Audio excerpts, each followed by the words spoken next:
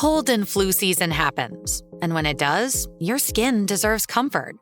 That's why Kleenex lotion tissues are made with moisturizing ingredients and offer 3-in-1 skin-loving benefits, helping protect, soothe, and moisturize your skin. So whether you're at home, on the go, or just living life, keep Kleenex lotion close for a little extra care that makes a big difference. For whatever happens next, grab Kleenex. I'm U.S. Transportation Secretary Sean Duffy. We all seem to be in a rush these days, from work to driving our kids around. But when you're behind the wheel, please do not speed. A few minutes saved by going faster is never worth the risk. So follow the speed limit, enjoy the drive, maybe bring some snacks for the kids, and know that along the way, you're getting quality time with your family. Paid for by NHTSA. You're listening to Kempire here on the Kempire Radio Network. When I first started Kempire Radio 15 plus years ago, I had no idea what I was getting myself into. 15 years later, now artificial intelligence has taken over and it's making your website building so easy. I'm excited to partner with Wix for today's live because Wix was the very first website that I ever used. And even back then, they made it easy. So you can imagine 15 years ago versus 2026, Wix is making it even easier with AI. So there are a couple of really cool things that you can do with Wix. With the hybrid website editor that offers the speed of AI, precision of drag and drop, and guidance of a dedicated AI agent, aka the new way to create websites. And you don't have to pay anyone to do this. You could do this yourself. Create in whatever way feels most natural to you with a platform that lets you flow freely between AI and manual controls. Because some people just let AI do whatever they want, and that is not what you want. You want to be able to do and create something that's unique to you. As I said to you before, you can launch a pro-grade website that's quality, but make it very easy for you to create. There are all kinds of really cool capabilities that they provide. Wix Harmony is packed with some of the coolest, most useful AI features and agents, built specifically for small businesses. Generate images, product descriptions, blogs, and more. Automate email marketing, SEO tasks, inventory management, and more.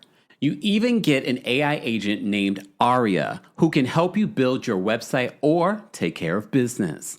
Wix has been on top of AI for years, so naturally, they're the ones introducing the new way to create websites. Try Wix Harmony for free at wix.com/harmony. That's wix.com/harmony. More details on that will be available in the description. Thanks to Wix. Oh, I froze. Not me frozen. Lord have mercy. Y'all can see I was backstage working. Wire 20. Empire. Always a winner. Always a winner. Yes. At least it happened now. Right? Hey, Kendra. Kendra says, did y'all see Taylor Armstrong's fake apology, The Privilege? I'm not going to even read that or even go. I'm done talking about the Super Bowl and the ignorant housewives. Jill Zarin has lost her job. Dorinda has now taken the place. So congratulations, all right? Someone said, are we live? Well, what do you think, Millie? What do you think, Millie? Are we live? Are we live? You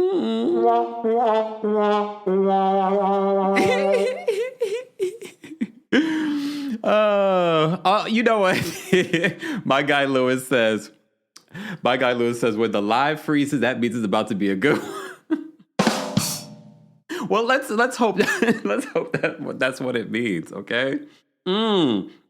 Exactly. Paint These Wigs says, Kempire is his own IT department. Producer, host, graphic designer. I do all the things. Shout out to everyone that's watching. Welcome back to the Kempire channel, your number one source for pop culture news and music, entertainment, reality TV, and so much more. Thank you to Wix for sponsoring today's live. Don't forget, we also have a live show in person, New York City. New York City, what are you waiting on? What are you waiting on? Why are we not sold out? We have 1 month. Tomorrow will be 1 month before the Kempire After Dark, a live show here in New York City at the Green Room 42. There is a live stream option. So for those of you that can't make it to New York, I understand. Not everyone can get on a plane and come here. I get it. But some of y'all can get on a train. Some of y'all can get in the car. Okay? Get your tickets today for the Kempire After Dark, a live show. More information on that will be available in the description. A live stream ticket, again, will be available in the description. Also, there is a meet and greet available as well. So if you want to take pictures with me, meet and greet with me, say something, you want to confront me? Excuse me? Don't you dare. Don't you dare. It's a night of love and tea and shade. All the good stuff, all right? All right, ticket information will be available in the description. Guys, be sure to let me know where you are watching from. I see Millie says, excited to be in the live with you, New York City, coming all the way from... See, Millie is coming all the way from Kenya. Kenya, in Africa. One time, everyone send love to Millie. Millie is flying from Kenya to be a part of the show in New York City. Millie, did you get meet and greet tickets? Because I need to meet you. I need to. You flew all this way, okay? Shout out to you. All right. So anyone else that's talking about, but it's cold and I live in Philly or I live in Connecticut and I can't make it because it's cold. Millie's coming from Kenya to see us, okay? Okay, Deborah says The Wire is the fifth member. You know what, Deborah? You got a lot to say. Are you coming to the live show, Deborah? Deborah? Okay, Seattle's in the house. Hey, Daphne. Shout out to everyone in the chat. And if you're part of the replay crew, this is not a scheduled live. I mean, it might as well be. We went live last Thursday, too. But there's stuff to talk about, including Karen Huger did an interview with Sherry Shepherd. And Sherry Shepherd is pulling out all the punches because, as you know, her show has been canceled after 4 seasons. And she said that she's not giving up on the show. And as soon as I saw that this interview was announced, I said, oh, I see what you're doing here. And you may have seen, if you've seen the interview, you did see that Sherry gave a little bit of pushback. And I can appreciate that because I've been very critical of Sherry Shepherd's interview style. Because I'm like, it's very cookie cutter. She's not giving pushback. And I have to say, she gave a little bit of pushback. Did she give enough? Did she ask the questions that I would have asked? Of course not. Sherry, I'm Kempire. Because I would have asked her more and I would have pushed back more. And I'm like, how you going to tell us you ain't going to talk about this anymore? We will get to it. We will get to it, but this live really is all about Real Housewives of Potomac. Don't you know that part 1 of the Real Housewives of Potomac reunion for season 10 will air this Sunday on Bravo and then the next day on Peacock. You're welcome, Bravo. All right, you're welcome. So let's first start off with shout out to everyone in the chat. Appreciate you guys being here. If you haven't already, be sure to like the video. Easy, free way of supporting not just my channel, but other channels as well. Don't forget, you can also hear our live recaps and special episodes on the Kempire podcast, like the Jill Zarin of it all. If you didn't listen to yesterday's episode, I actually added an update to that Jill Zarin story. It wasn't just the IG Live that was there. There was more that I updated because there was more that came out. So be sure to check that out. Jill Zarin is clueless. Taylor Armstrong's clueless. I'm not reading her apology, but for those that wanted to know, she did issue some sort of a chat GPT apology. Taylor, save it, girl. If we never see you again in life, good. All right. Felicia. Felicia says, DC in the house. See, if you come into DC, your tickets would have been already sold out. No shade, just fact. Oh, I mean, New York, you gonna let her talk about you like that? I will say that DC does show up and show out. All right. Y'all do show up and show out, but y'all not getting in a show this year, though. Not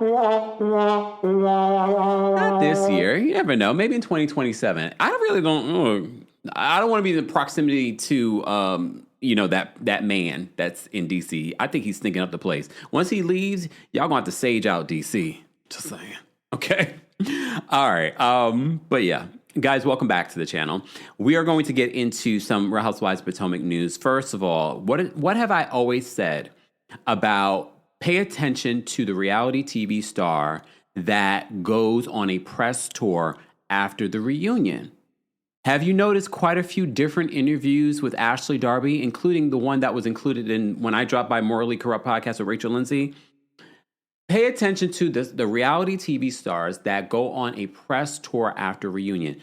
I haven't heard that Ashley had a bad reunion. What I'm sensing is that Ashley really did not say a lot, didn't do a lot. There wasn't a lot pertaining to her at this reunion. So I get the vibe that she felt like she didn't have the best reunions. So that's why she's out here doing press.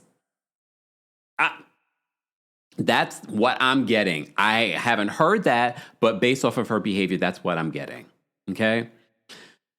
Latanya said, okay, Latanya, y'all hear what Latanya says. She said, when you get your talk show, can I be in charge of the sound effects? You know we have to have them, right? Come on.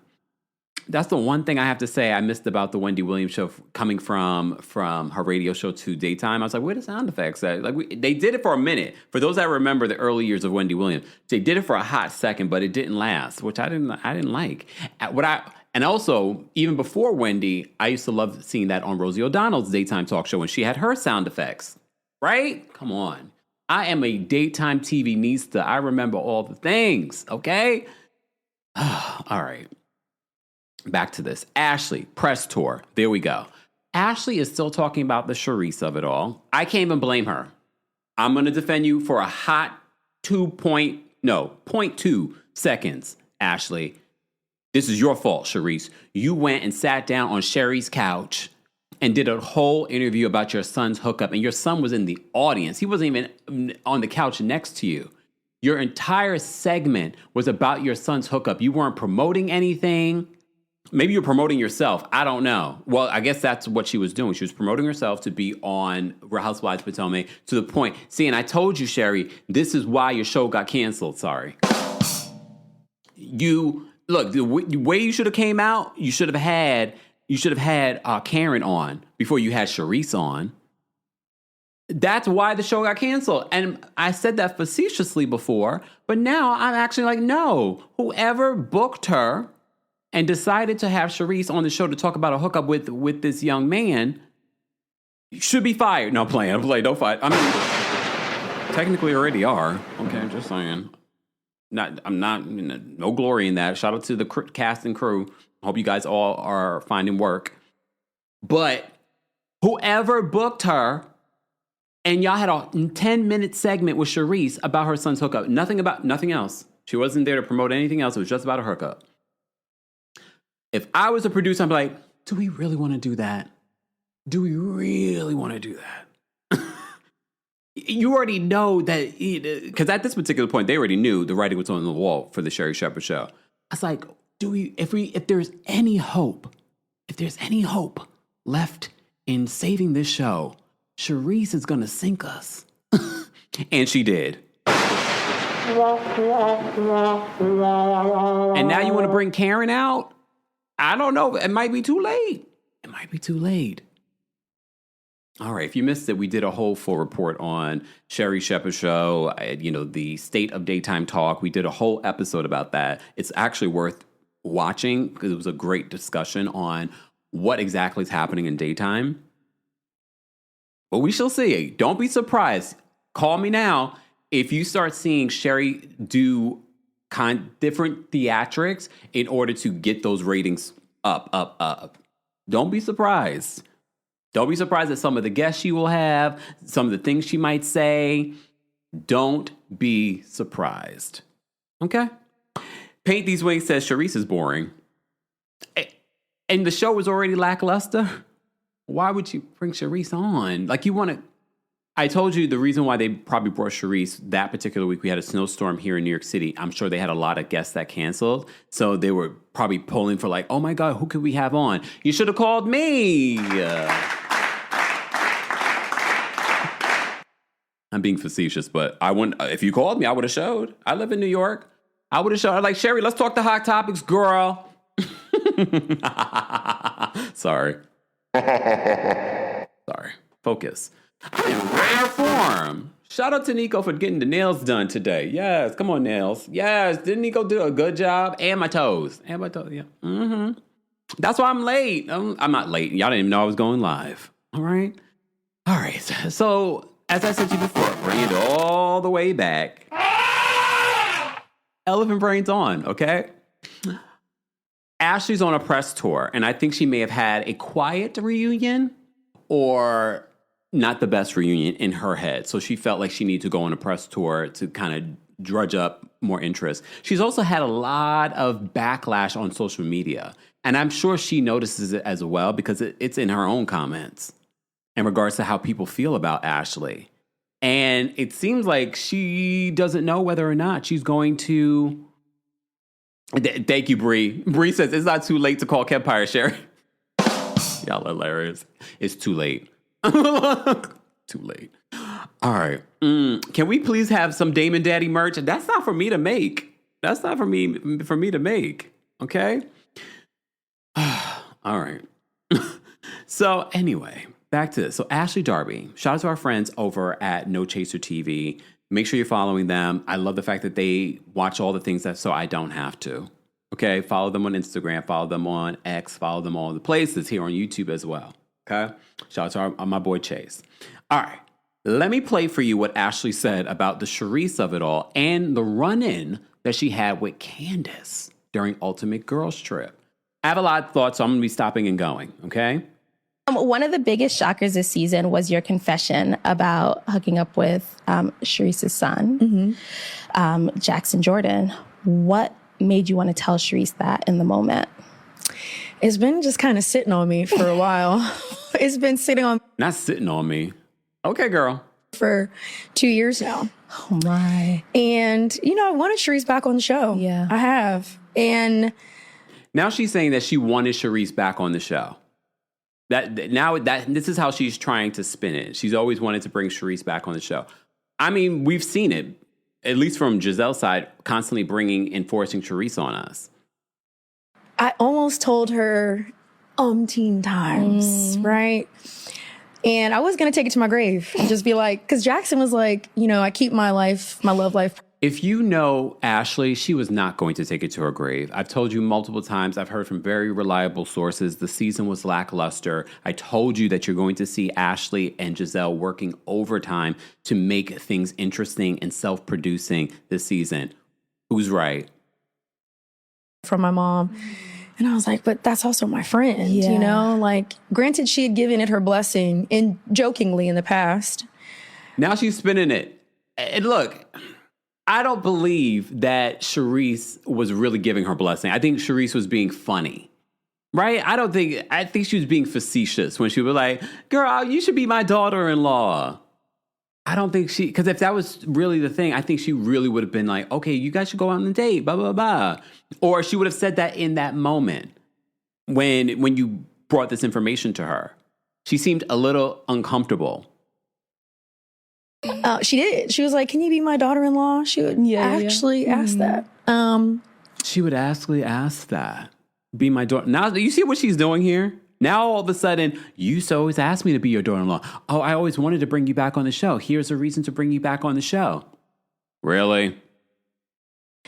And so I was like, hey, girl, this could be your chance. Get you back on the show. I'm crying. Mm-hmm. And you see how she said that? Here's your chance to bring you back on the show. This is not... Ashley is a liar. Lies! The lie! No, Ashley's a liar. Let me just rewind this little part back because she's now trying to make it... She's trying to spin the story. I was like, hey, girl, this could be your chance. Get you back on the show. I'm crying. Mm-hmm. In the scene, I thought she was going to, throw champagne in my face. And this is a woman she claims is her friend. And this is what I was saying to Monique. Every time that Ashley would bring up stuff about Chris or about the whole Stacey of it all, Monique, Ashley is not your friend. She's trying to trigger you in order for you to she's trying to produce a moment. And that's what she's admitting right here about Charisse. She was hoping that Charisse would have this big theatrical moment on television about her son. That's not your friend. Flip the table, do a whole thing. Nothing of the sort. Yeah. Mm-hmm. So do you still talk to him at all? No, we don't speak. Okay. After Potomac and Ponies, he wanted to hang out, but yeah, I put a stop. After Potomac and Ponies, he wanted to hang out. Okay. I was going to say something, but I'm going to leave that for Kempire After Dark. Can you imagine? Yeah. I've learned my lesson. Yeah. I really hate it when she kind of rolls her eyes up back in her head and she's like smiles. I've been telling you this entire season, she is Michael Darby. That is exactly why they were together for so long. She is Michael Darby. She is a creep. I mean, I do feel bad about it, honestly, because if Charisse genuinely feels the way she does, I am remorseful. Yeah. I don't like the way she's going about it, and that is where I'm losing respect for her. But if she's genuinely upset, please understand, Charisse, I know you watch it, girl. You do not want Ashley Darby's respect. If Ashley Darby came to me and said, I respect you, I would be like, oh, I need to rethink my life choices. The fact that Ashley Darby has respect for me? Oh, no. I need to reconsider. I can acknowledge, like, I crossed a line and we can deal with it. But if you're going to keep defaming me and saying all this stuff and talking bad about my character, then we have another problem. Were you surprised at how kind of like the audience reacted to all of it, how it just blew up? Not really. I mean, it's salacious. Yeah. And I knew it was salacious. Yeah. I've been doing this show long enough to know what's going to hit. Yeah. She's admitting, y'all. She's admitting that she was producing a moment. Instead of talking about what's really going on in her life, she's been utilizing and weaponizing other people's story this entire season. From her own sister to her stepdaddy. And then it was Monique's story. Then it was Stacy. Then now it's Charisse. This entire season, that's what she's been doing. Yeah. I mean, Charisse was doing TV shows and podcast interviews, and I'm just happy that she's back in the fold. Your former castmate, Candace, made some comments on Carlos King's podcast about this hookup, saying it's a reflection of how you were raised. Did you have any response to that? I addressed that with her as well on the girls' trip. I don't understand why she insists on talking about me, period. In all fairness, because I've seen a few interviews with Candace, because, I'm very into traders. So I'm watching all the things, and she's very interesting. She's actually interesting to watch in an interview because she's going to show up. She's very much like she's a showman, like Erica Jane says. She claims to be. And Candace is usually asked about Ashley. It's never her wanting to talk about Ashley. She has plenty of other things to talk about right now other than Ashley. She is not the one initiating. I think it's important for me to let you guys know that, because right now it's painted like, oh, Candace is always talking about her. No, people are asking Candace her thoughts on the current season and about Ashley. And people want Candace to eat Ashley up because no one else during the season really is able to do it the way that Candace has done it for years. Just saying. Do you know how much I talk about her? None. Absolutely none. And if I'm asked about her, I pass on it. Yeah. I don't know why she feels like it's necessary to delve in on me. And she hasn't been here for, 2 years now? You don't go here anymore. Oh. So that part sent me, you don't go here anymore, as if going there or being a part of this show is like this huge honor in life. So it's going to be really rich if they decide not to bring Ashley back next season. If they were like, yeah, we decided not to go, or offer her just a friend of contract. These words are going to haunt Ashley. Someone clip it and save it for later. These words are going to haunt her. You don't go here anymore, Ashley. Feels like it's necessary to delve in on me. And she hasn't been here for, 2 years now? You don't go here anymore. Oh. So, yeah. But any opportunity she has to talk about me, homegirl's gonna take it. And what can I say? I'm just a hot topic. Yeah. Now she's a hot topic. Shout out to our friends over at No Chase TV for getting that clip for us. Now she's a hot topic. Lies! The lie! Not she's a hot topic. You just want to, really? No, girl, please stop. Oh, okay. Brandy says, exactly, Kempire. Anybody with common sense agree with everything you just said? Look, All right. I had to show you that. And because since we're talking about Potomac, I would never go live just to talk about Ashley. Because you already know how I feel about the Ashley. Okay? Damn, Danny says, damn, Danny. Daddy says, hot topic for no reason. Way of Keith says, neither do your edges, Ashley. Damn. Our audience alone could rip Ashley apart. And they have been. They have been. All right. Before we move on, because they did release a couple of clips from the reunion. Based off the clips we've seen so far, I will say, although I'm excited for the Real Housewives of Potomac reunion, the clips did not get me excited. Anyone else? I was like, wait, these clips are not clipping.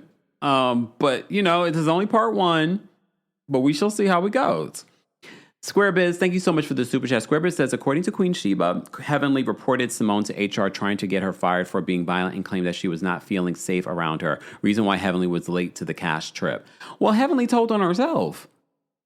Remember, she didn't say HR, but she basically said, when we recapped Married to Medicine, we pointed this out. Heavenly literally said, I told the people what they needed to hear in order for me not to go. Remember that? And we unpacked that. And that's why we said, we looked at Dr. Jackie with the side eye too. Like, how can you still protect this woman after she did something like that? She's a Karen. And you're talking about false allegations when you're in a part of your political spiel. And this is what you do this season. If I was your opponent, I would clip I don't know the opponent. So I'm not even trying to clip nothing for him. Okay. Or her. I don't even know who she's running against. However, there's so much that can be said about her. Anyway, did they even have a primary yet? Is she the Democratic candidate? Can someone update me on that? That's keeping abreast of the election down there. All right. Moving on, but thank you so much for the super chat. We appreciate your support. Guys, don't forget to like the video. It's an easy, free way of supporting not just my channel, but other channels as well. We had some Real Housewives of Potomac news to get into, including an interview that Karen Huger did with Sherri Shepherd. But before we get into that, let's talk about this clip that Bravo just released from the reunion. I can't show you the video, and I have to stop and play the audio just for fair use purposes. Okay, we're doing it for research purposes, right, y'all? Right. And then we're going to talk about, first of all, I have to say this. When you see this clip that they posted at the very beginning of the clip, Stacey does this sort of face like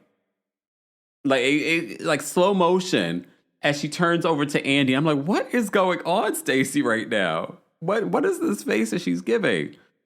So I'm going to stop and go because I have a few thoughts to share in regards to this reunion clip, okay? Stacey, you made it onto Vanity Fair's Best Performances of 2025 list. Ladies, round of applause. God is good. Won't he do it? All the time. How did that make you feel when you saw that? Incredibly humbled and grateful. Giselle, what was your reaction? Potomac has gotten some drama, and we had people that were in jail. I'm sorry, Wendy. That was shady. She says, we had some people in jail. Sorry, Wendy. Excuse me? I mean, it's the facts. And Wendy responds to her, mind your business. Well, that's all of our business at this particular point, but okay.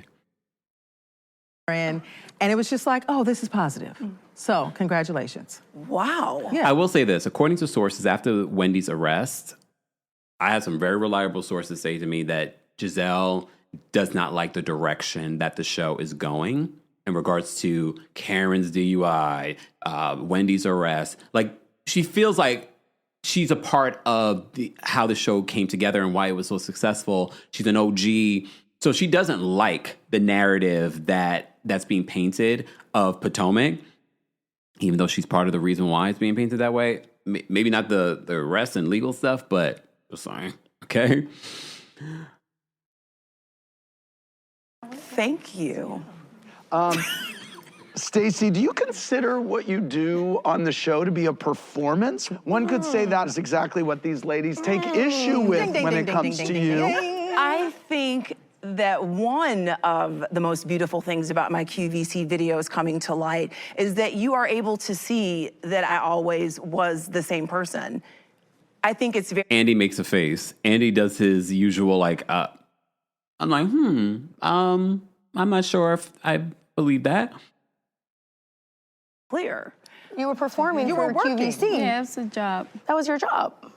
Indeed. But I think that you can... I love the way she reacts. Look, no matter how you feel about Stacey, she is going to make it funny. She's like, indeed. Hilarious to me. Let me rewind that because that was so funny.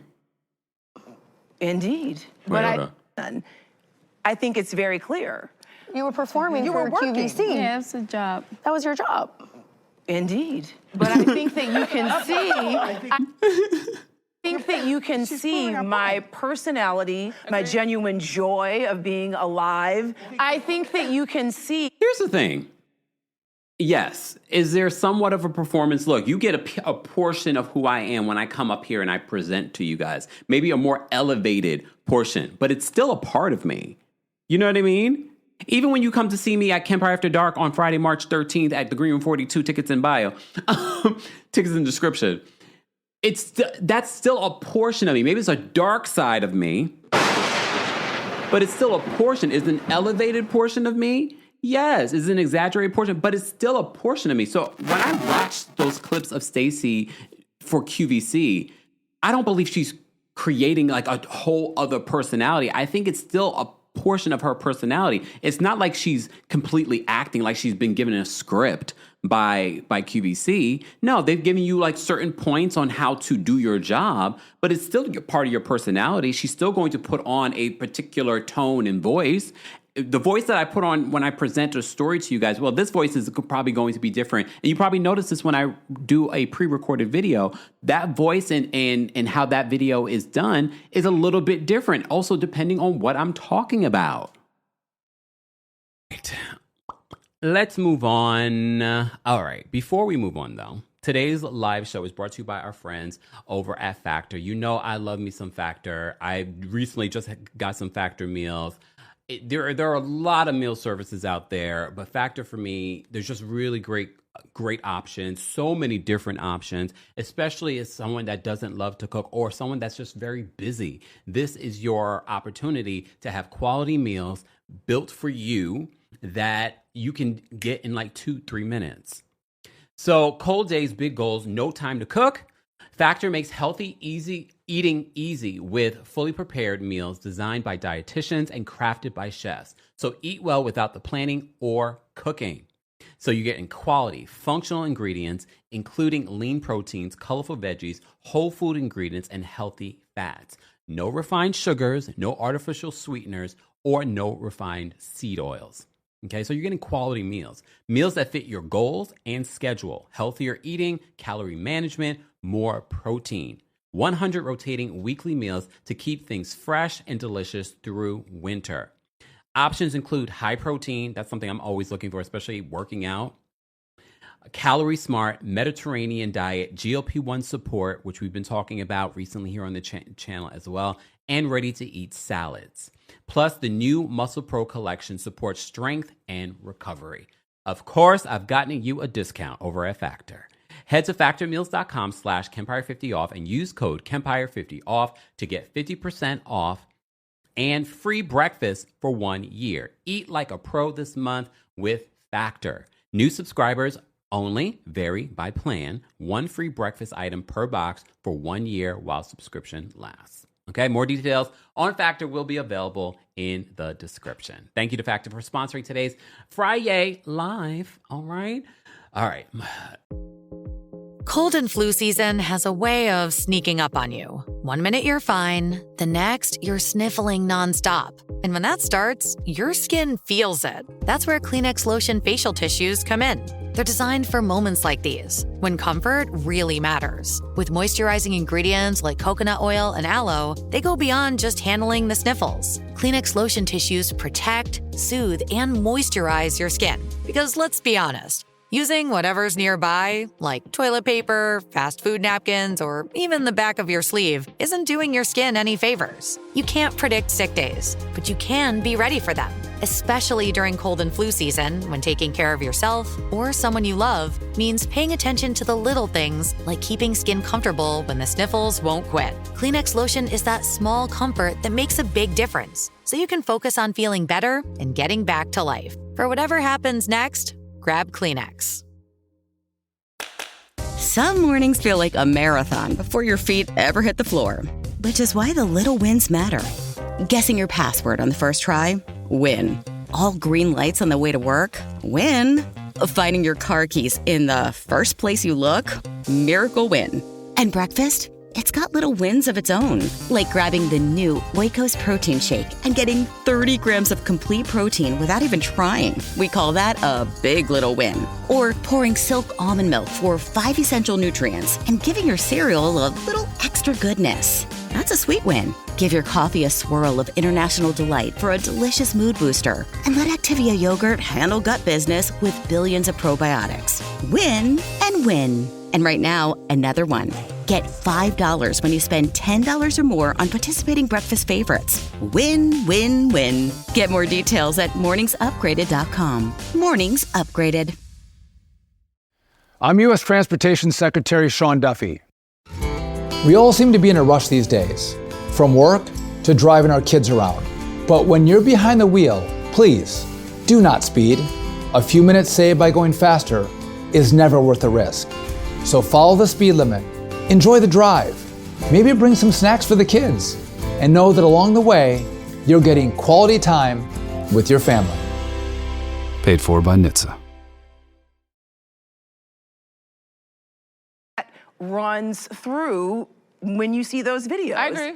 I would say that Wendy, it looks like Wendy and Stacey throughout this reunion will be having each other's back, just based off of the clips that I've seen. Okay? Exactly. Nora says it's called code switching, and people of color, specifically Black people, know it very well. QVC was her job, just like the show. I've sat in front of Stacey on a plane. Here go Tia, y'all. Here go Tia. Listen to this. Tia. In front of Stacey on a plane, coming back from one of the car trips, and I could hear somebody speak, and I didn't even know it was her because her voice was completely different. What is that tone? My thing is, Tia, unless Stacey's voice goes from prim and proper to like, yo, you know what I'm saying? Like, I think, you know, like, unless it went completely different, then what are you saying? Cadence. It's her voice is deeper, and she uses a little bit more colloquial terms, and it's not as polished. Well, she is a lady from Detroit. She's never denied that. You are the queen of accents, so you could call. Not the queen of accents. So she's look. I don't believe that Tia has created an accent for reality television. Have producers maybe have asked her to put it on a little bit more, just to kind of give her the energy of prim and proper. Can I just say something about this accent thing? I do feel that Stacey has a QVC voice, but I just thought she was looking for something to pin on me. But a lot of those folks that do QVC will tell you they probably have their QVC voice. And when they're at home, they don't talk like that. Just saying. What she found, because I have an English accent. We also have to remember who is watching QVC. There's a particular audience, so you have to present in a certain way. You have to wear certain things when you're on QVC. And that clearly triggers you because you married up and you're trying to be... What's she mean? First of all, it triggers you and because you married up. Married up? Tia, now what you're showing us is more about what you think in regards to how you view the world. Because one thing I have to say about Stacey, she's never acted like I married up because I married this man, this white man, this German man, whatever. I mean, she did though. We Google Smoogled his job. He works over there at Audi. Got a good job, been there for years. No, I didn't marry up, and it's not about your English accent. It triggers you because you married up and you're trying to be prim and proper. No, I didn't marry up. Marry up, so you're trying to be prim and proper. She's been with this man. You could only pretend to be prim and proper for so long. She's been with Timo for like almost 20 years. Like the veil would have fallen at this particular point. And it's not about your English accent. It's about how it doesn't ring true when you talk. So they're going to the next segment. And they're going to be talking about the whole Shio and weed business, okay? Nandy, you're right. Nandy says, who would downgrade? You got a point. Because why would I mean, some people do. Okay, I know a couple of girlfriends that downgraded. I was like, you know what? You like it, I love it for you. But there are some people that I know. I'm like, that's a bit of a downgrade, but you like it, I love it for you. I'm not going to argue. Unless you ask me my opinion, I'm not, no, not saying nothing. I'm not getting involved in grown people's business. You grown, okay? Exactly, Danny. Who would downgrade? Look, I'm trying to get me a billionaire, okay? Come on. Mm-hmm. And if y'all want to call me a gold digger, stop caring what people think about the choices you make for your own life, okay? I've been giving away my love for free for too damn long.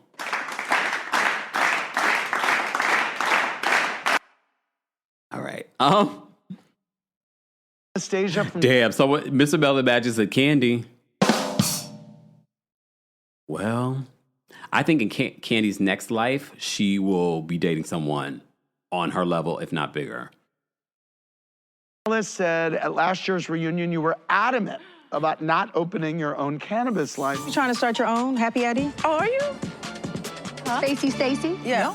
Just to turn around this season and launch your own cannabis line, can you admit the gears were in motion to open this business last year? I can admit that I held many meetings about many business endeavors, and it wasn't a done deal. So why I would you wanted just to say get back that? into it because I don't owe you that, Giselle. What I said. I love that. It's like, because I don't owe you that, Giselle. She doesn't. And I hate that this conversation, and I don't know if later in the reunion she says more in regards to Stacey. But if you are doing, like, I have a plenty of business deals on the table at this very moment. Am I going to discuss that on a public platform with millions? First of all, we already got like over 1,000 people. And this is going to be recorded and watched by additional thousands of people. Yes, come on. All right. All right, replay crew. But am I to talk about business deals where I have not signed on the dotted line? You could tell who has made business deals and who has not. This narrative that, we brought this up at the reunion and you lied about it. She couldn't talk about it. It didn't come out for several months later. Why would I talk about it and confirm anything? And for all we know, whatever deal she had was with a different company. Things fall through all the damn time. I can't tell you the amount of deals that I've had on the table where you guys are like, oh my God. I'm like, I want to tell you, but I'm like, I can't tell you until we sign on that dotted line. Okay? I've had deals where they've fallen apart and I'm no longer working with certain people. So things happen. I don't understand why people don't understand that in this crew. I thought at the reunion that finally someone would say, like, well, if I have a business deal and it's not signed on the dotted line, it's not confirmed, I can't talk about it. But I love to hear she's like, I don't owe you that, Giselle. I don't owe that to you. Because I don't owe you that, Giselle. What I said, hey, Stacey's coming in competition for Eddie. And I did not have a cannabis line. Absolutely Absolutely not. not when you And then as asked soon as me. we first started the season, you're like, oh, I'm starting a cannabis line. It's just like, why wouldn't you say I'm in meetings? Or maybe, or I'm thinking about it. I'm not sure why she cares. Okay, Angel, coming for Giselle and having Stacey's back during this reunion. Why do you care? Why do you care? And don't sit here and make it seem like you really care about Wendy. You wanted to bring the tea. You wanted to be like, oh, gotcha moment. You guys, you and Ashley, Giselle, have been trying to have a gotcha moment this entire season, and it's fallen flat every single time. It's fallen flat every single time. Not one time did it fly like a bird. All right. I absolutely did not have a cannabis line when you asked me. Okay, Stacey. Okay. Wendy, did Stacey have This part's interesting in regards to what Wendy thinks. intentions in naming her company with a Nigerian word? Stacey knew what she was doing. Honoring my Nigerian heritage? The Nigerians want the name back. I think that was the way for Stacey to get back at Eddie and I for doing the TJ thing. Do you guys think that was what she was doing? Do you think that Stacey really named her business Shio in order to get back at Eddie and Pam Oliver? I could see it. I'm not saying that it's impossible. I could see it. But why would a big business, my business, I'm going to be so petty and name it a Nigerian name just to be petty at you guys for coming at me? Very possible, but come on. I do feel like, girl, I don't know if it's that deep. Maybe I just like the name. That's an interesting thought, That's Wendy. That's what I think. Interesting. She doesn't deny it. You think she's that deep? I think she's that smart. Oh. I do. So that is a clip from this Sunday's reunion for the Real Housewives of Potomac season 10. Of course, on Monday, we will be recapping it. But if you missed it this past week, our friends C. Diggy One and Alexander Rogers stopped by the channel to talk a little bit about that and so much more. So if you missed it, be sure to check that out here on the channel. You can also hear it on the Kempire podcast. All right. Okay, I guess we'll have to wait and see. You'll hear my thoughts on Monday. Okay. Truth is Trouble says they don't own the language. I feel like it's a bit of a reach. I'm not saying it's impossible because I do think that Stacey is a lot smarter than Giselle is giving her credit. She's navigated being a new housewife brilliantly. I haven't seen someone navigate being a new housewife this brilliantly in a long time. Okay. Shonda says, I do believe Pam. I do believe Pam, it seems shady. I can see that. But here's the thing. There's no beef between Wendy and Stacey. They're going to have each other's back during this reunion. Even their interaction in regards to this, they're still going to call each other out for their issues, but they're still going to have each other's back and make it light and fun, which I can appreciate. So speaking of the collaboration that I did on Monday, I spoke briefly about Karen Huger's interview with Andy Cohen because I had rewatched it before that live that we did on Monday. And I told you after rewatching it, it lands a little bit differently for me. And mind you, I watched it, that's probably like my third time watching Karen's one-on-one interview with Andy Cohen. And I had to say, like, watching the interview, I was just like, okay, I don't feel like Karen really gets it. And I gave her the grace because I said, you know what? This interview was done a week after she got out of jail. But then I was reminded she was in jail for 6 months. And I was like, well, there should have been some self-reflection during those 6 months. And look, I'm not one of those people that say that Karen needs to show any accountability. At the end of the day, she doesn't need to show any of us accountability for anything. We can choose whether or not we're going to watch her or watch this story play out on the next season of Potomac. I definitely think she's coming back next season. I still don't think that this is a safe place for anyone that's addicted to anything right now. Hence why I always say Katie's just not in the space to come back. So Karen did an interview with Sherri Shepherd today, and she had some things to say. Sherri did give a little pushback during this interview. She did, but I'm telling you, please pay attention to Sherri Shepherd and her show for the next few weeks, next few months, because her show it will end in the fall. They are determined to bring it back somewhere else. I don't know where they're going to bring it. I can't say you're going to bring it to YouTube because then you would have to pare back the show a lot because YouTube is not going to pay for the entire staff that they currently have. So we shall see. Okay.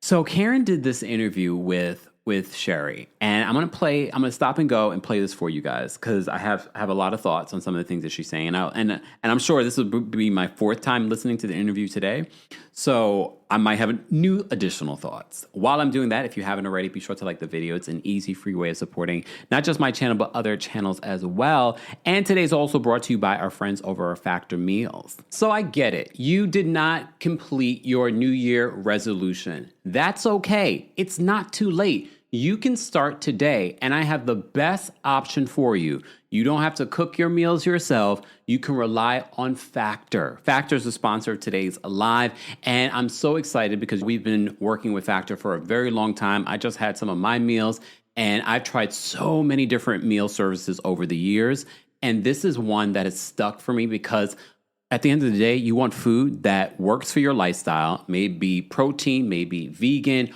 or maybe you're on a GLP-1.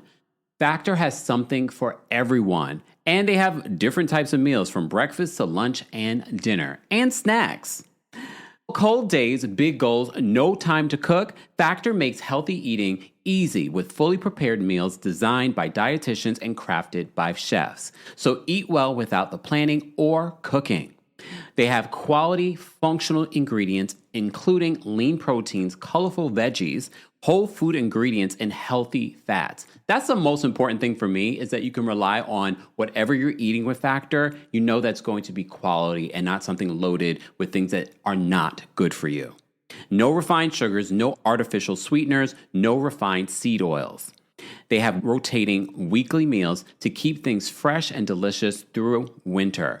Options include high protein, calorie smart, Mediterranean diet, GLP-1 support, and ready-to-eat salads. And of course, I always get you a deal.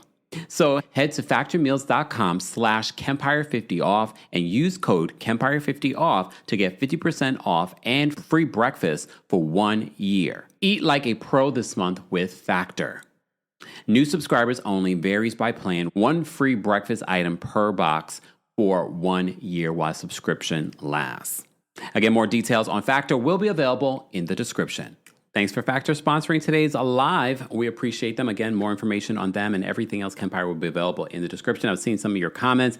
Thurston says, Kemp, I made the realization that Karen truly thinks that she's the cat's meow and can do no wrong. That sometimes is the problem with us Tauruses. I will say that. Chat Villain, love your name. Chat Villain says, Sherry gave her major pushback, laughing face emojis. Are you being sarcastic? Shonda says, Karen's seen the comments and went on Sherry's show. She's accountable. It definitely was giving damage control, because I think after the one-on-one, Karen definitely saw all of your comments, because there were a lot of people saying that she showed no accountability. There were a lot of things that people pointed out that they didn't like what she said in the interview. So I knew sort of that this interview that she was doing on Sherry was going to be a way of fixing and responding to some of the things that she didn't say or clearly say during the one-on-one with Andy Cohen. However, I do still feel like she is twerking on a fence when it comes to some of these answers. So let's get into this interview. We're going to break it down. I will drop the call link for those that want to call in and share their thoughts on anything that we've discussed in regards to Real Housewives of Potomac as well. Let me actually do that now while I remember. So if you are a Royal Court and a higher member, I will drop the call link for you guys.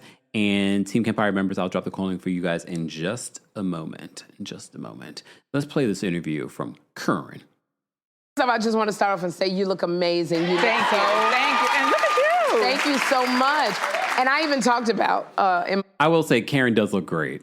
The hair, makeup, I love this sort of, not orange, but sort of like a burnt orange color that she has on. She looks great. Topics. I talked about how great you look, even leaving jail. Yeah. Do you... inside, internally... Yes. Do you feel as good as you look? Honestly, this is not a reflection of what God has done for me since I healed myself. So thank you, but the inside is what matters. Yeah, it's been so much. Since you were last here, just a lot has happened. Yes. You were convicted of a DUI. I was. You served 6 months in jail. Yes, girl, in county. In the county. Yes, I did. I don't. We'll talk about the difference of that Talk later. about the difference. And it was a lot of public scrutiny. Yeah.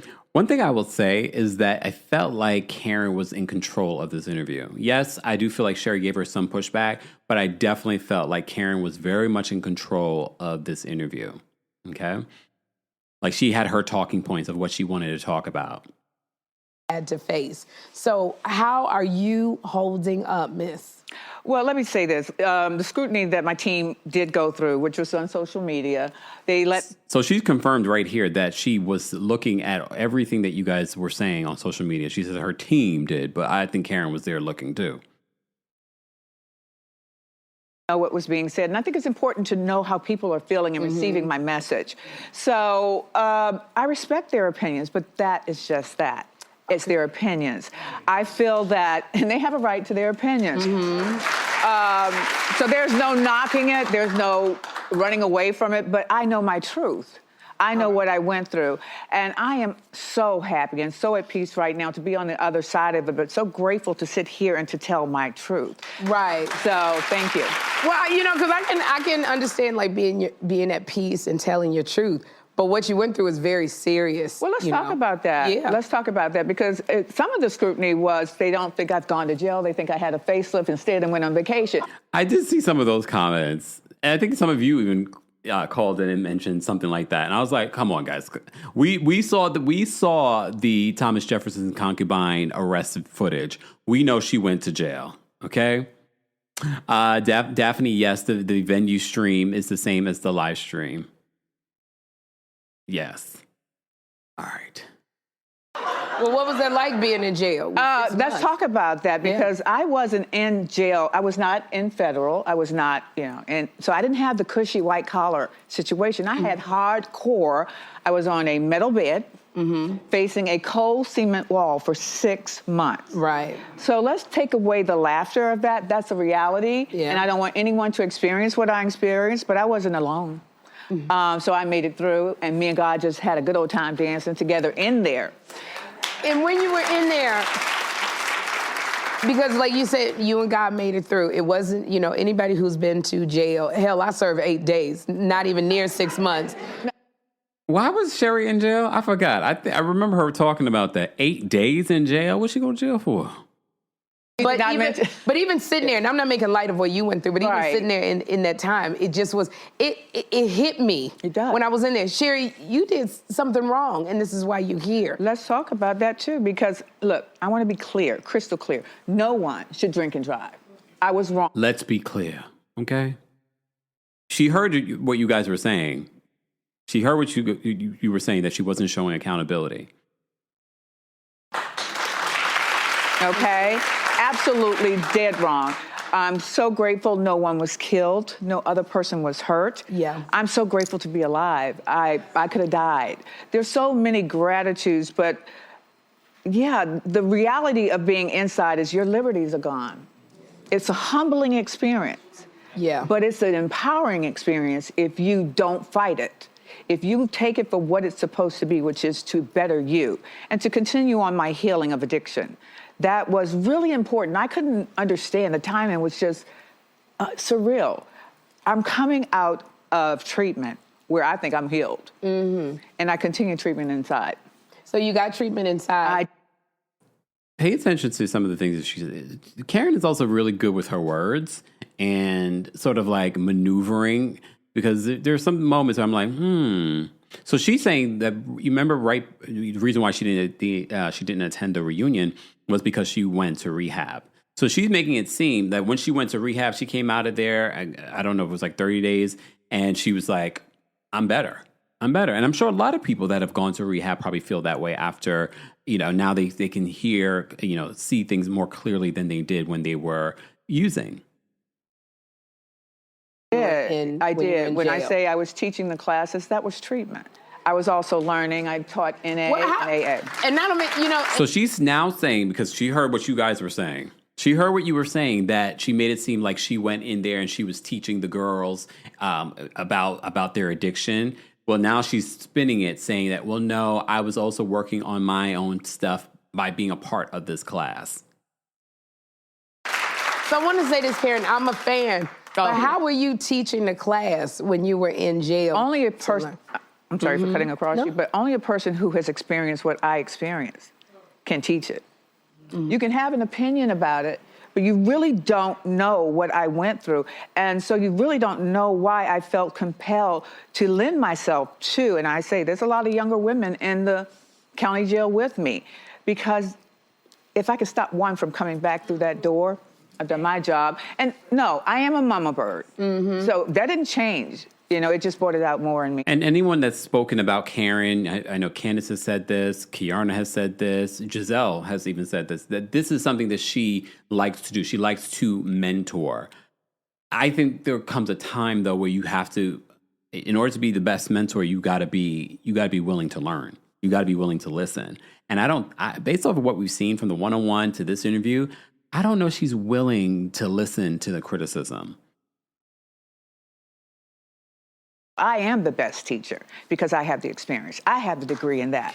So being in jail 30 days of rehab, you have the degree in that after how many decades of abusing alcohol and possibly pills? See, this is where she loses a lot of people because no, you are not the expert. If you had 20 years of being sober, then I'd be like, yes. Or not even 20 years. Let's give you 5 years. We're talking not even a year of being sober. Because remember when we were talking about the one-on-one interview that she did, we couldn't narrow down when exactly did she stop drinking because her response was very vague.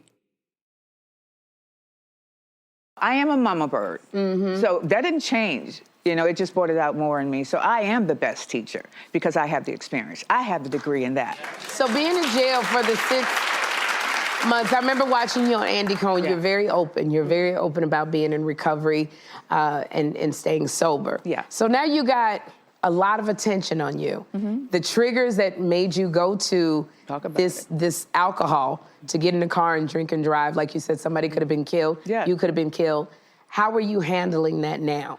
Each day, one day at a time. You put one foot in front of the other. You don't look at it like a whole pie and try to put it in your mouth at once. I take it one day at a time. I'm not telling you that I don't feel it. I feel it. But I serve a mighty God. And so, yeah. It's interesting you say that. You serve a mighty God. I feel the way I feel. But that never hit you before you stepped into the car all those other times. You can't speak for me, though, Sherry. Because I'm not speaking for you. I'm just asking. I like that question, Sherry. Okay, Sherry's getting a little crunk with the questions. All right, Sherry, let me rewind. Oh, yeah. It's interesting you say that. You serve a mighty God. I feel the way I feel. But that never hit you before you stepped into the car all those other times. You can't speak for me, though, Sherry. Because I'm not speaking for you. I'm just asking. It did hit me. It did hit me. But sometimes we run away. I wish she would have asked her, though, about the 4 DUIs. Just saying. From our reality, okay? And I was running. And that was my choice. Right. I heard, I just didn't listen. Okay? And I knew I was running out of energy. I had family that said, Karen, you need to take a break. Just take a break. And sometimes you don't take a break, somebody will take a break for you. That is very true. And that is what happened to me. I do believe that. I'm a strong believer that the universe sends you little pebbles, then a rock, then a brick upside your head if you do not pay attention to the little things that the universe is sending you. And I bet she received a lot of little reminders, including 2 at least alcohol-related traffic stops and 2 DUIs. So she's had multiple, and I think this big accident where she could have been she was hurt. I feel like that was the big, hopefully, wake-up call. It's I know it's stressful. I've never been on a reality TV show before, Karen, but I can imagine that day-to-day of it is very, very stressful. And sometimes, and that's also, y'all do a lot of drinking on the show. Talk about it. So when you... The other question I would have asked that Andy Cohen didn't ask because he can't, would be, in response to the judge in legal documents, you said that the pressure of being a leader on the Real Housewives of Potomac was part of the reason why that you upped your pills, why you started drinking more. How can you return if you felt like this was part of the problem?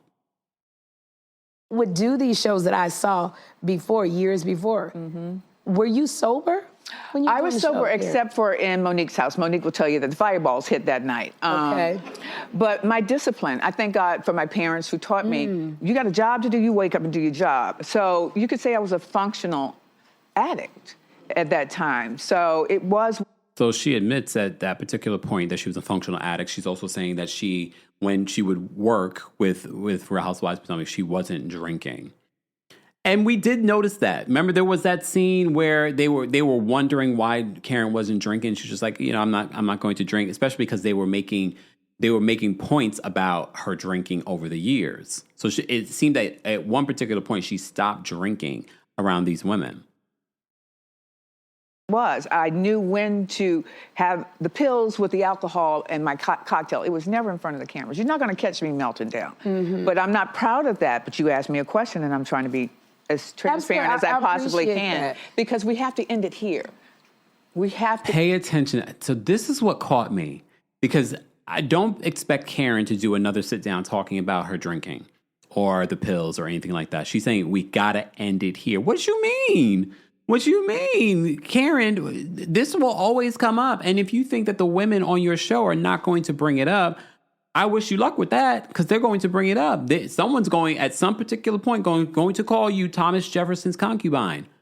I'm not saying that I would, but I'm just saying the way that these women don't have any sort of scruples, I could see them doing that. What it was, I knew when to have the pills with the alcohol and my cocktail. It was never in front of the cameras. You're not going to catch me melting down. But I'm not proud of that. But you asked me a question, and I'm trying to be as transparent as I possibly can, because we have to end it here. We have to finish the story here, because for my recovery, I'm not going to repeat this over and over again. I'm not going to live this over and over again. So this is my truth, and you can deal with it, accept it, or not. But this is my truth. Look, I can agree with that. However, you know how this won't come up anymore? You not being on reality television anymore. Because you know they're going to talk about it. You know this is going to be a part of your storyline for next season in regards to your recovery and the drinking and things like that. You know this is going to be a part of it. I don't think you could just shut down that this is the time that you're not talking about this anymore. I'm going to protect my peace and my sobriety. I think, is this what you're getting?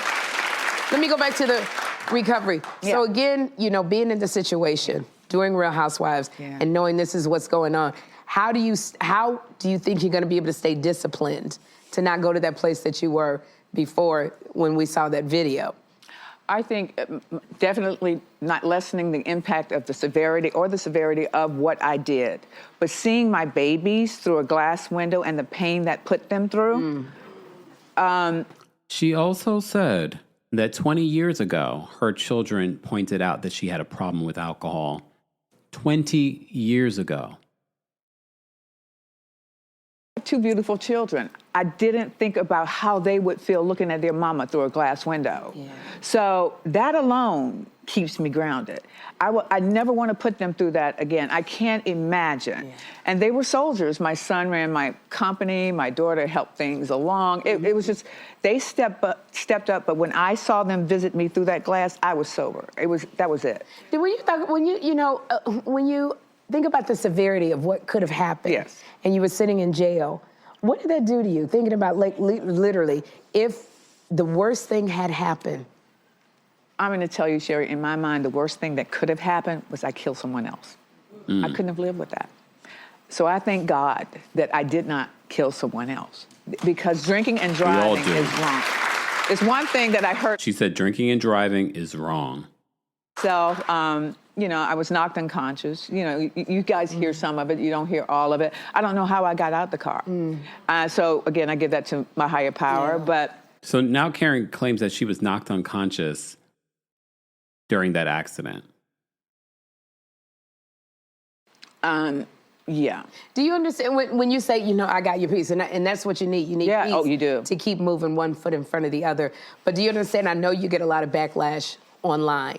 How people might be upset with you because so many people have experienced either a drunk driver hurting somebody in their family, or they know of it, and why they would be so upset and just wanting you to, they feel like you're in denial. Not at all. Not at all. Part of my therapy was to go through a lot of people who came into the room who had lost people. We don't talk about that, so thank you for bringing that up. And I want to convey to anyone who has lost a family member, I'm so sorry.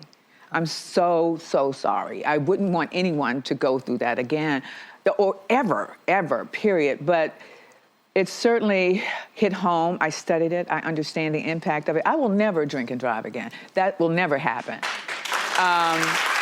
It better not. And at this particular point, like between car service, you had a driver and you still drove and drank. She's not allowed to drive for the next year since she's been released. So I would hope you would never drink and drive again.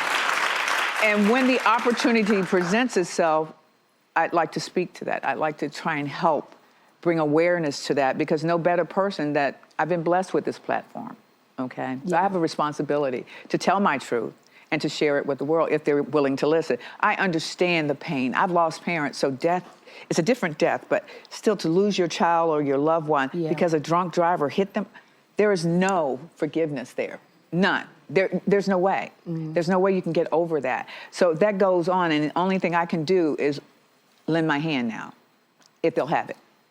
You know, we went to the Real Housewives of Potomac reunion, and your castmates have been a lot critical. Well, what's new, Sherry? Yeah, I know. You know, knowing that they're even more so critical of this, what you're going through now, do you think that you would return to the Real Housewives? You know, whether I return or not, you know, that's to be. So that says that we don't know who's returning at this particular point. I know people are still speculating whether or not Karen's going to return next season. I definitely think Karen is going to return. She just had the highest rated episode of Potomac with her one-on-one with Andy Cohen.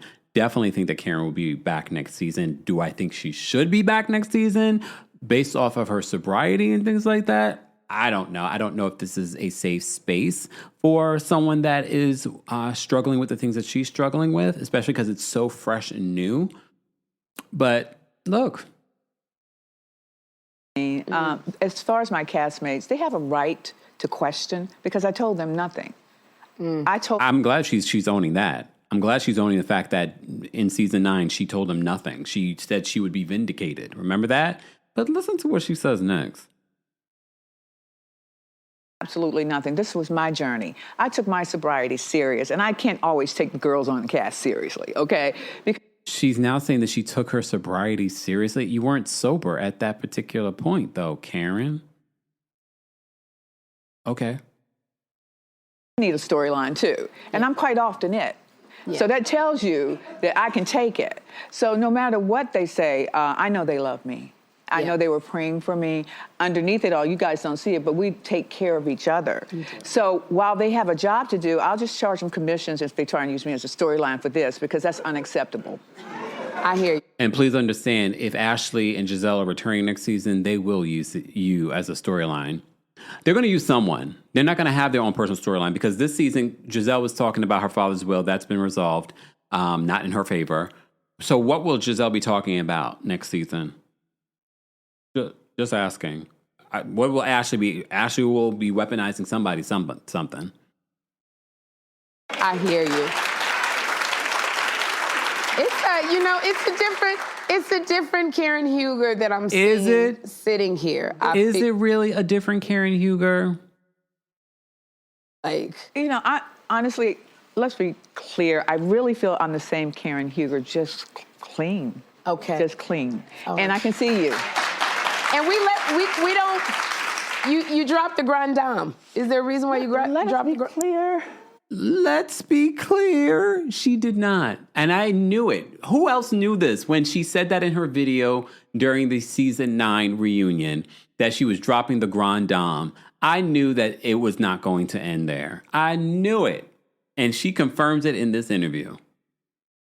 Clear. I really feel I'm the same Karen Huger, just clean. Okay. Just clean. And I can see you. And we don't. You dropped the grand dame. Is there a reason why you dropped the clear? Yes, there was a reason. I felt like I was getting swallowed up by that, if you will. Swallowed up by that because of being on the Real Housewives of Potomac? Because you also said in court docs that was part of the reason why you increased your medication and the alcohol drinking? Was it because you were the grand dame? I pushed away from that, but you know what? It's from the fans. It's an innocent thing. So if they want me to be their grand dame, no one else could do it anyway. Karen Huger!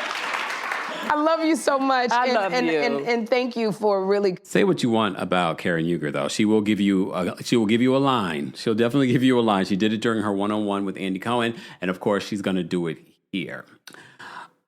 I want to know your thoughts. If you are a Team Kempire member, I've dropped the call link for you guys as well. Live chat, let's get to 500 likes, and I'll drop the call-in link for the general audience. I have to hear what the people have to say, but if you're part of the replay crew, be sure to let us know your thoughts in the comment section. At the end of the day, as I've said to you guys multiple times, you are your own life manager. Karen is her own life manager. She doesn't need to prove anything to me. I decide at the end of the day if I want to watch this journey on Real Housewives of Potomac or talk about this journey or not. If she has decided that this is where she is when it comes to her sobriety and ownership and accountability, that's on her. What I do know, based on what I've seen with other people that are struggling with different types of addiction, it will show up again. It will show up again until you truly heal. Hence what we were talking about when we were talking about Amanda on Real Housewives of Beverly Hills, and we her being the money queen. And I told you, you have to heal your issues with money before the actual practical steps for making money. Because if you don't heal your issues with money, your issues with food, your issues with alcohol, your issues with drugs, it's going to come up again. Maybe not with drugs, maybe not with alcohol. It's going to come up in some other form. You have to get to the root of the problem. Just saying. All right. Saying all that to say, if you haven't already, guys, be sure to like the video. It's Valentine's Day on Saturday, and we will be live. We will be live tomorrow. Tomorrow evening, we will be live at 8 p.m. Eastern for our special dating live. So make sure you set your reminders and get your stories together. I won't be just talking about me. I'll be talking about you. I want to hear your stories. I want to hear your updates as well. So set your reminders, call on in for that special Valentine's Day live with me and all of you to share your thoughts and opinions on Valentine's Day. Maybe you're feeling away about not having a Valentine, or maybe you do have a Valentine and you need gift ideas. I keep telling you, our friends over at Rose Forever has got you covered too. Make sure you go get your Rose Forever, and just know that, yes, it might be Valentine's Day on Saturday, but you can still get yourself. Valentine's Day is literally 2 weeks away. Have you gotten your roses yet for the person that you love? And if you haven't, this is your reminder. You probably didn't even realize that Valentine's Day was right around the corner. You were probably ignoring all the Valentine's Day merch and things like that just literally came out while it was still the holidays. Well, I'm here to remind you. We have partnered with our friends over at Rose Forever yet again. This is probably our umpteenth year of working with them. And these roses that I'm holding in my hand are from a year ago. And I wish you could smell this through the screen. They still smell like roses, and they are. These are real roses that will last you up to a year. Our friends over at Rose Forever don't just sell roses though. You can get roses, you can get hydrangeas, but also for those that want other roses other than red, even though it's traditional, maybe you want purple, maybe you want pink, maybe you want white, maybe you want blue. There are colors for you. But now Rose Forever also has candles, and delicious, big, huge candles. And we're back. Look how, in comparison to my head, look how big this candle is. And there's so many delicious flavors for you. So if there's something that you wanted to get for yourself or someone you love or just someone you appreciate, and you were thinking of an idea of something that is actually long lasting, get you something from Rose Forever. And of course, we've gotten you covered with a discount. Be sure to check out our discount code and our special link available in the description. Time is running out. Literally, after this week, there will only be 2 weeks, and you want to keep enough time for delivery. And delivery is really good with our friends over at Rose Forever as well.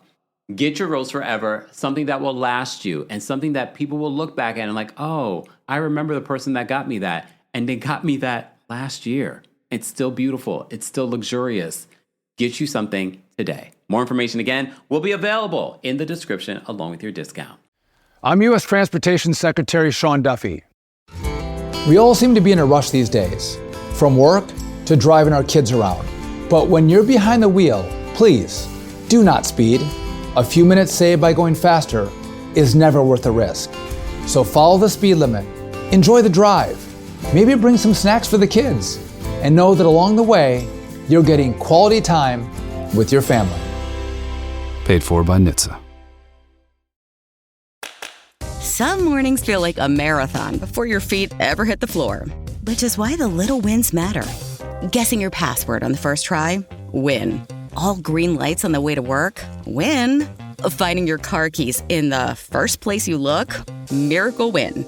And breakfast? It's got little wins of its own, like grabbing the new Oikos protein shake and getting 30 grams of complete protein without even trying. We call that a big little win. Or pouring Silk almond milk for 5 essential nutrients and giving your cereal a little extra goodness. That's a sweet win. Give your coffee a swirl of international delight for a delicious mood booster. And let Activia yogurt handle gut business with billions of probiotics. Win and win. And right now, another one. Get $5 when you spend $10 or more on participating breakfast favorites. Win, win, win. Get more details at morningsupgraded.com. Mornings Upgraded. And we're back. So for those, of course, Valentine's Day is this Saturday, but maybe your man or your woman, no judgments, are a little late. Or maybe like, yeah, Valentine's Day is too, wrapped up. It's too commercialized. We're going to celebrate it next weekend. Well, that means you have a little bit more time to go order your Rose Forever. Okay? All right. More information on Rose Forever and everything, all of our sponsors will be available in the description. If you are a member of the channel, I've already dropped the call link for you guys. And if you're in the live chat, I just dropped the call link for you guys as well. Keep liking the video. It's an easy, free way of supporting not just my channel, but other channels as well. Jan says, Karen's true addiction is fame. She wants to be on TV no matter what. I definitely get that vibe. I've gotten that vibe from the initial arrest and everything. Our New York City home, thank you for the super chat. She says, ready to mentor / teach inmates like jail was a mission trip. You just said that perfectly. When she just began her own addiction, in psychology, we call that a flight into health. Need to see sincere reflection, which takes time. Yeah, like 30 days in rehab is not enough. Way of Keith, thank you so much for the super chat and for being a member. Way of Keith says, I would trust Helen Keller as my Uber driver before I let Karen guide me anywhere. Many current TV hosts are just glorified interns, no credentials. Damn. Well, okay, Keith. Brand, thank you so much for the super chat. Brand says, friend, I hate to interrupt. For the ones in the back, what's a good promo code for the ones in the back? You a key. See you on the 13th. There is no promo code. For the ones in the back, they're just cheaper. So there is no promo code for the seats in the back. Okay.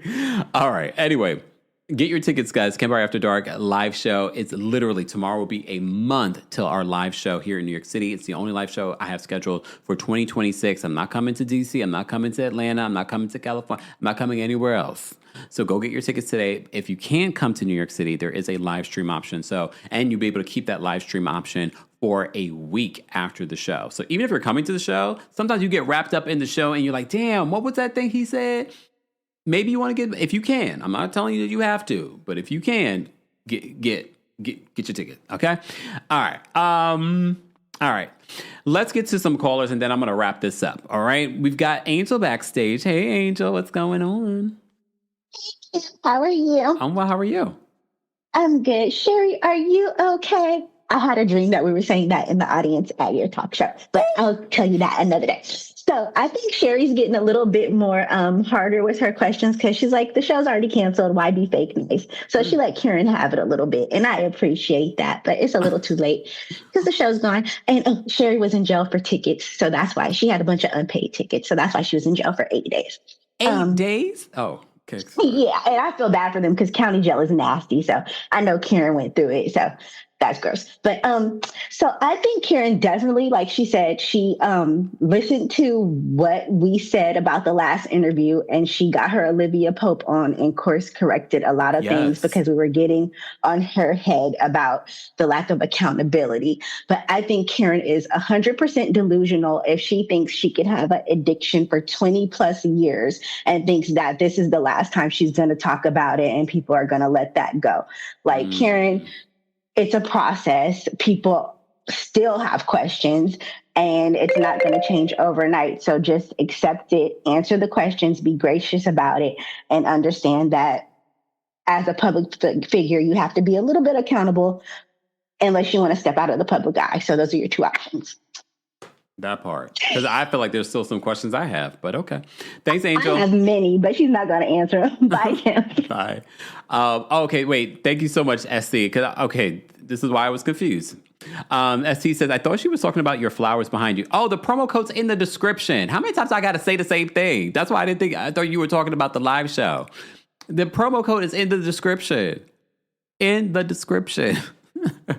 All right. Let me bring up Nota Queen next. Nota Queen, what did you want to share?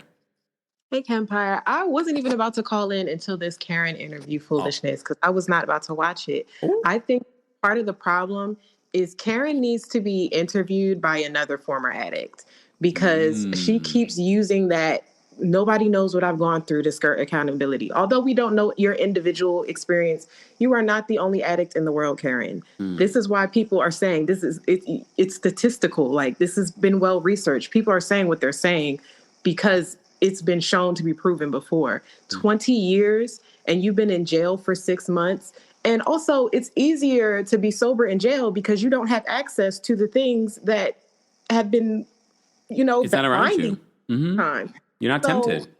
Yeah, so you really have not experienced sobriety in the real world to the extent that you can be speaking so confidently on where you are right now. And if you were concerned about your own healing, you would give yourself the space and time to actually do that. She seems to have no desire to do that. She wants to jump back into the fray of her other addiction, which is fame, instead of actually taking the time to heal.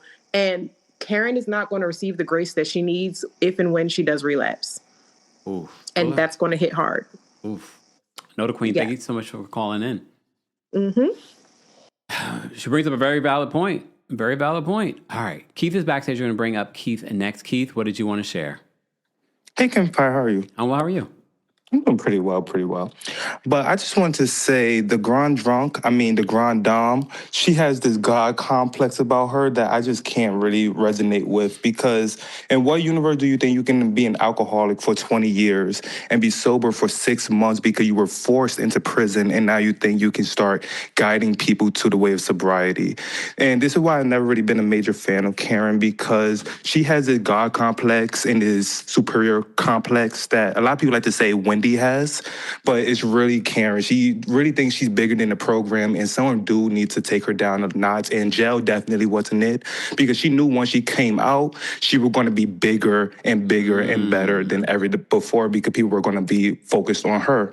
But also, I do want to say Karen needs like the Whitney treatment.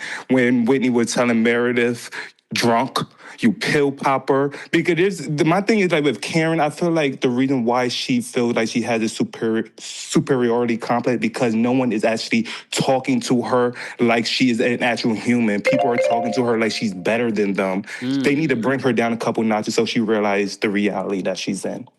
But yeah. Thanks, Keith. I mean, that's the other thing. I think we saw clearly after covering the case, we saw in those court docs that she claimed that the show was part of the problem. I definitely think that there is this sort of, for lack of a better word, y'all, drunk with fame thing. And going to BravoCon and them giving her a standing ovation, all of that is just seeping into her brain. And look, can she say the perfect thing? Is anything that she says in these interviews going to satisfy everyone? No. But I definitely think maybe it's too soon. Bernadette's backstage. We're going to bring Bernadette up next. Bernadette, what did you want to share? Hello. Happy early Valentine's. You too. I have followed this other creator named As Told by Kenya, so I'm not going to take credit for this, but she made a video after the Andy Cohen interview, and she said, if you think that Karen is going to be on her high horse, if she was on her high horse before, wait until she comes back next season, which is highly likely. I think we can all agree. And what she said was that it felt like she was almost ordained to go to prison, the way that she was speaking on the interview. Oh, she had to go help the children, blah, blah, blah. And I completely agreed when I heard that point. And what she said was that Karen probably would have benefited more from like a significant community service sentence. And I would add, coupled with weekly P tests or something of the sort, so she can stay on track of that. So she's in the trenches, actually learning about what other people are going through, instead of feeling like, oh, I was meant to be here in prison, blah, blah, blah, whatever she was saying. And after the Sherry interview, I doubled down on that belief. All right. Thanks, Bernadette, for calling in and sharing. Thank you. Bye. Bye. I think that's the whole ordained to go to jail. That is a word, because that's what it's giving. What I would love for Karen, I think that she needs, especially right now, based on what we've seen in these interviews, is her to talk to individuals that have driven drunk before, but also individuals that have been affected by drunk drivers like herself. I think that's something that she definitely needs to see, because I don't think she's getting it. I definitely don't think she's getting it. All right, let's bring up Tish next. Tish, what's going on? Tish, you're muted. Hey, Kempire, how are you doing? I'm well, how are you? Can you hear me? Tish? Tish? Tish? Hey, can you hear me? Tish, I'm going to drop you because there's a delay. So by the time you hear this, drop out and call back in because there's a delay and we're not going to be able to have a conversation. All right, let me bring up Brandy next. Brandy, what's going on? Hey, Kempire. Hey. Hey. Okay. It was something that was bothering me about Karen during the Andy Cohen interview, and another podcaster basically confirmed what I was feeling. So I feel comfortable to say it now. But I think Karen is still lying when she was talking about being on antidepressants, because I went to pharmacology school and was a licensed pharmacy technician for a little while.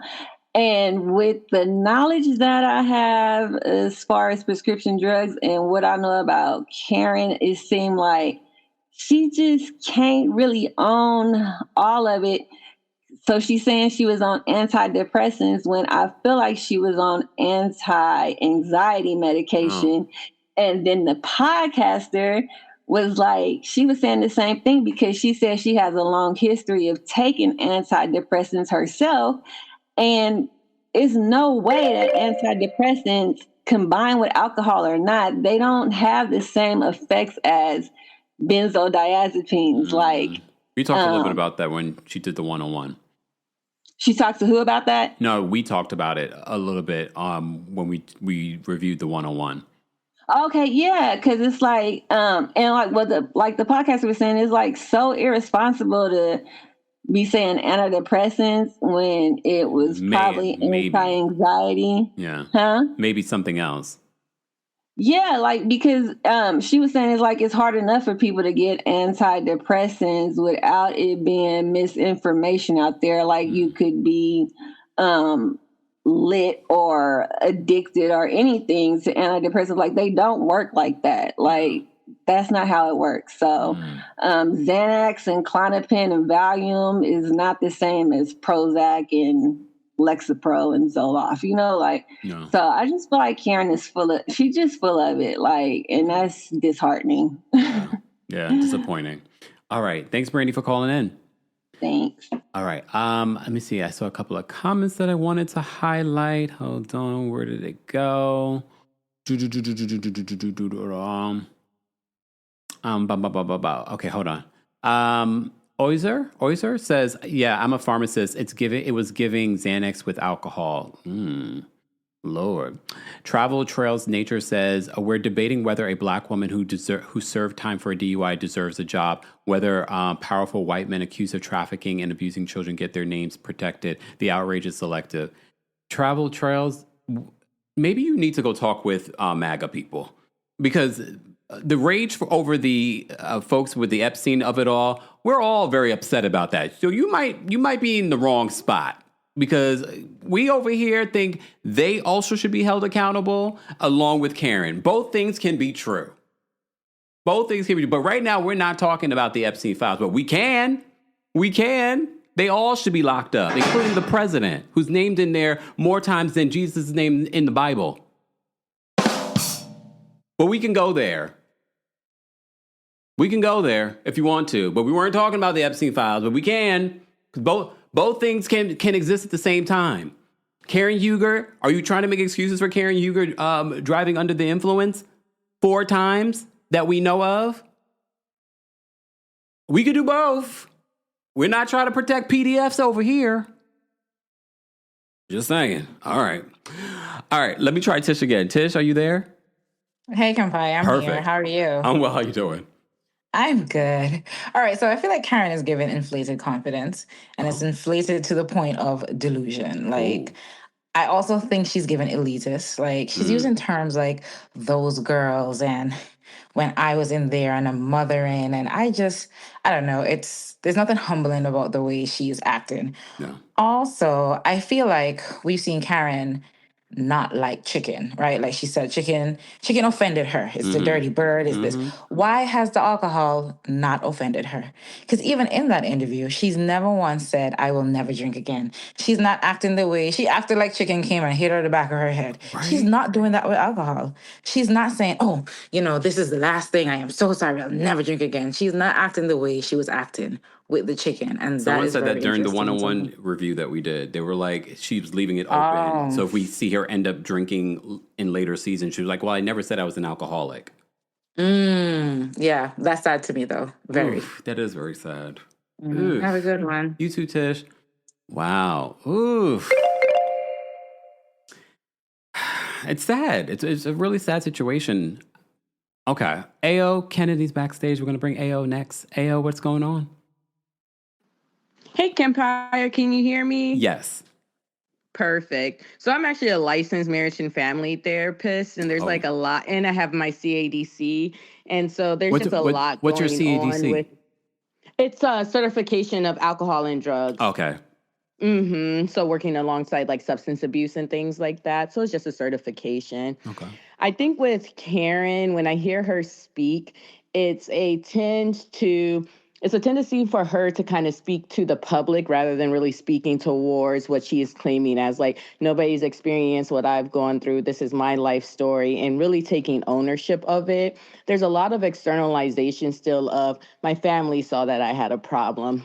I was doing these things for these girls. And it's still an externalization, creating distance between what is actually the problem until she really gets in touch with what's at the core of what's going on for her. There is a high tendency for her to engage in relapsing behaviors because she is still disconnected from the experience. You're talking about the trigger for you would have been that somebody would have died, and that would have changed everything. It shouldn't take getting to that big of a point for you to want to create change for yourself. If this has been a struggle for the 20 years that you've been talking about, you're just going to change in one vice for another within an environment that actually kind of promotes dysfunction, and you're not going to find functionality for yourself. Your tendency to seek out applause, media attention, validation, likes, and headlines. I'm going to still be the grand dame for my fans. But you said the grand dame is the reason why you increased your pills and substance usage while on this show. But you're not saying that you don't want to go back into an environment such as that. And so it's kind of just disappointing. And I don't need her to speak for me to please me. No. I want her to speak for herself in a way that can really better her in her relationships and her livelihood. So I have more thoughts pertaining to it. Keep going if you want to keep sharing, because you have a certification, not 30 days in rehab. Thank you. I just think instead of her like really acknowledging the thought of I need a drink or I need a pill to feel good, it'll just become I need attention to feel real. I need admiration to feel safe while still being able to deflect. So your comments about her saying like kind of setting herself up by saying I had a problem with narcotics. I prefer the Narcotics Anonymous versus AA and all of this other stuff might be a way for her to kind of build a storyline of saying, well, I never said I had a problem with alcohol. Yeah. And so you're still going to be trying to obtain your vice and still utilizing deflection by placing it onto something else. And I just think she needs to, and something that I wish she would say that I have not heard her say at any point in time is her seeking out therapy or utilizing therapy to really work through any of her issues. Since season 1, her parents' passing has been a storyline or point of... Or excuse. Yeah. And it's like you still... And it's not that grief is linear or has an end point, but when do you actually work through that so it's not continuing to impact you as heavily as it is? And I just really hope, even at her big age, that she can see how going to get therapy or seeking out additional help will help her. But if you don't want to be confronted with yourself or really challenged, you're not going to seek that out. And so I do hope the best for her. I hope the best for the people who are on the road, but you had access to a driver and you still evaded being driven around. And your license was suspended even at the time you were driving under the influence and hit that tree. So you still made an erratic and impulsive decision and then did further damage to yourself even afterwards. So I just hope she really sees that she needs help beyond just this stint in jail or whatever it was in the 30 days in the rehab spa to really get that internal work and resolve her internal conflicts. And stop blaming Ray. I was running from my problems. That's all that you're doing. Yeah. I'm so glad you called in and you shared that perspective. So thank you. No, thank you. I hope you have a good day and a great weekend. You too. Take care. Thank you. Bye-bye. Bye. You saw how she downplayed her certificate? And I was like, everything you just said made more sense than what this lady with 30 days of rehab is saying. You know, like, very much like what Bernadette said, she made it seem like she was ordained to go to jail to help these young ladies. And you remember the first thing she said to Ray and Raven when she came in? She said, you know, I got my hands on them. You have been, and then she said, y'all, it took me 6 decades to get in here, and it took you 2? That doesn't land the way that you think it lands, Karen. And very much like, I think for the majority of us that are watching this and talking about this, it's not that we don't love Karen on Real Housewives of Potomac. And it's not that we are just wanting to bash Karen. No, we really want Karen to get help for herself, but also for the people on the road if she ever decides to drive again. Because she really was lucky that no one was hurt. Very lucky. All right, let me get to the rest of these calls, guys. If you're just joining us, we are unpacking some Real Housewives of Potomac news. We talked a little bit about the reunion. We talked about Ashley doing a press tour to deflect from something that's coming at this reunion. And we talked about Karen's sit down with Sherri Shepherd earlier today. You can see the full interview on Sherri Shepherd's YouTube channel as well. Mara Wild is backstage. We're going to bring Mara up next. Mara, what did you want to share? Hi, Kempire. How are you? How are you? I'm okay. I've missed you. Greetings from Nairobi. Thank you. I feel like until Karen admits and acknowledges the fact that she has a problem, this cycle will repeat itself. I think this only time it happened because she got into that accident. Yeah. And she was caught. Her ticket was written. And remember, she refuted everything. She kept on saying she was innocent. Until she had to go to jail, and hopefully when she was coming out, they gave her their braids so that she could look presentable coming out. She blames everyone except taking accountability. I don't think she's ready to heal or to walk through the journey of getting into a better life, sadly. And that's so sad. As for Sherri Shepherd, did she really have to wait until the show was canceled for her to be tough on the questions she asks on her show? Or she's trying to have them change their mind and, give another season? She says she's going to fight. Problem. And Bravo has given a lot of women and men delusion out there that they're celebrities. They're not. Oh. They're just given a platform they're not even using properly, sadly. Are you calling them Because stars? all I see is pumps running up and down everywhere. Sorry. Are you calling them starless? I mean, there's nothing much to write home about. Oh, damn. I just love how you say it, too. Thank you, Mara, for calling in. Have a lovely, lovely weekend. You too. Hopefully you have a really fantastic Valentine tomorrow. I hope so, too. I'm going to be here. We're going to do our special Valentine's Day live. Oh, I'll be here. Okay. All right. I'll wait for you. All right. I'll see you then. Thanks, Mara. Bye. Bye. Yeah, I don't have a Valentine.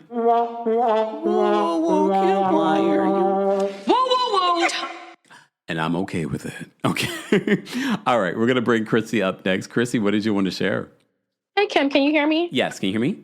Okay, yeah, I can hear you. So I just wanted for Karen, and I was just thinking about it while you were talking and everybody was talking. We have to remember that Karen is from a time and era of people who, while Karen looks beautiful, she's an older woman, and she's from a time where people tend to not be able to take accountability for their BS. They don't like to be called up on their BS.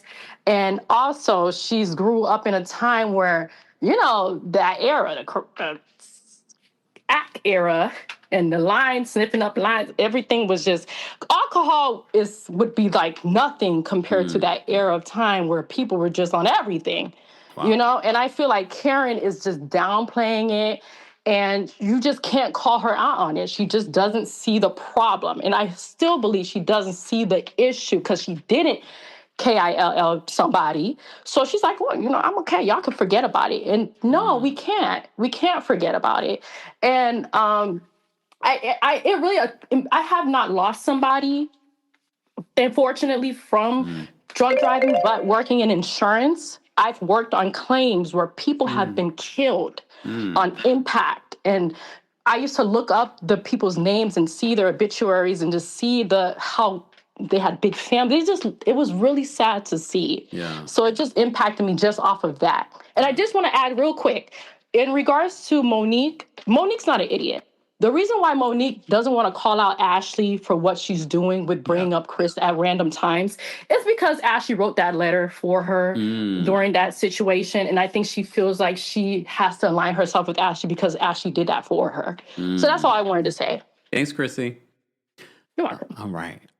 Angel, you guys are funny in the chat. Angel says, Kempire, all of your subs are your Valentines until the billionaire boo enters the picture. You right.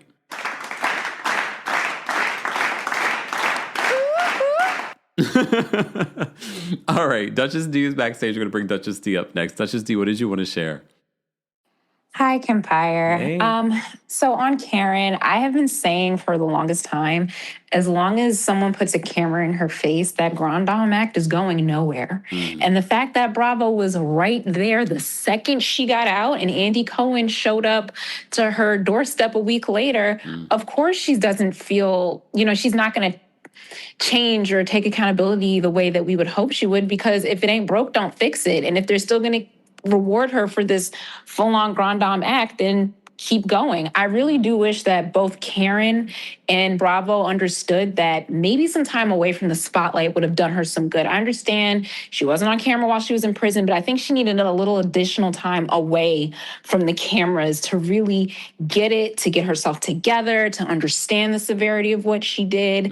And I don't advocate for anybody losing their job. And I understand that reality TV is not like a 9-to-5 where you can take a paid leave, but I would hope she and Ray are financially stable enough where a little time away from the show won't devastate them in terms of finance. I just really wish she hadn't dove right back into television, because I do worry that she hasn't learned. She may end up in the same position again, and it could be worse the next time. And I just hope that it doesn't come to that. Amen. Thanks, Duchess D, for calling in. All right. Thank you. So shout out to everyone watching on X. Those of you watching on Facebook, make sure you guys are following us on TheKempire on Facebook and Kempire Daily on Facebook. Shout out to those of you watching on Facebook. Thank you to everyone watching on YouTube as well. We have one more caller. Cynthia's backstage. Cynthia, what did you want to share about all of this Karen conversation? Hi, Kempire. How are you doing? Well, how are you? I'm good, Kempire. I didn't watch Karen's one-on-one with Andy, but Kempire, I'm a registered nurse and I specialize in psych and addiction. I don't think that Karen, the fact that she hasn't acknowledged that she's not, that she's an alcoholic is kind of troubling. Yeah. And it leaves rooms for potential relapse.